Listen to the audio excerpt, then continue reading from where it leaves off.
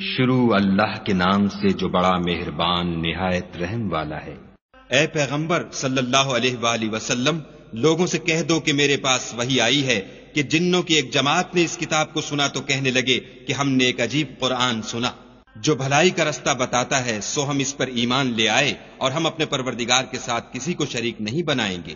اور یہ کہ ہمارے پروردگار کی عظمت شان بہت بڑی ہے، وہ نہ بیوی رکھتا ہے نہ اولاد، اور یہ کہ ہم میں سے بعض بے وقوف خدا کے بارے میں جھوٹ افطرا کرتا ہے، اور ہمارا یہ خیال تھا کہ انسان اور جن خدا کی نسبت جھوٹ نہیں بولتے، اور یہ کہ بعض بنی آدم بعض جنات کی پناہ پکڑا کرتے تھے، اس سے ان کی سرکشی اور بڑھ گئی تھی، اور یہ کہ ان کا بھی یہی اعتقاد تھا جس طرح تمہارا تھا کہ خدا کسی کو نہیں جلائے گا، اور یہ کہ ہم نے آسمان کو ٹٹولا تو اس کو مضبوط چوکیداروں اور انگاروں سے بھرا ہوا پایا، اور یہ کہ پہلے ہم وہاں بہت سے مقامات میں خبریں سننے کے لیے بیٹھا کرتے تھے، اب کوئی سننا چاہے تو اپنے لیے انگارہ تیار پائے، اور یہ کہ ہمیں معلوم نہیں کہ اس سے اہل زمین کے حق میں برائی مقصود ہے یا ان کے پروردگار نے ان کی بھلائی کا ارادہ فرمایا ہے، اور یہ کہ ہم میں کوئی نیک ہیں اور کوئی اور طرح کے، ہمارے کئی طرح کے مذہب ہیں،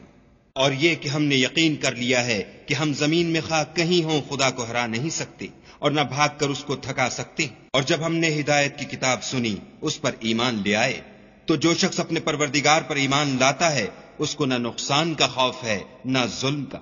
اور یہ کہ ہم میں بعض فرما بردار ہیں اور بعض نافرمان گناہگار ہیں، تو جو فرما بردار ہوئے وہ سیدھے رستے پر چلے اور جو گناہگار ہوئے وہ دوزخ کا ایندھن بنے۔ اور اے پیغمبر صلی اللہ علیہ وآلہ وسلم، یہ بھی ان سے کہہ دو کہ اگر یہ لوگ سیدھے رستے پر رہتے تو ہم ان کے پینے کو بہت سا پانی دیتے تاکہ اس سے ان کی آزمائش کریں، اور جو شخص اپنے پروردگار کی یاد سے منہ پھیرے گا وہ اس کو سخت عذاب میں داخل کرے گا، اور یہ کہ مسجدیں خاص خدا کی ہیں تو خدا کے ساتھ کسی اور کی عبادت نہ کرو، اور جب خدا کے بندے محمد صلی اللہ علیہ وآلہ وسلم اس کی عبادت کو کھڑے ہوئے تو کافر ان کے گرد ہجوم کر لینے کو تھے،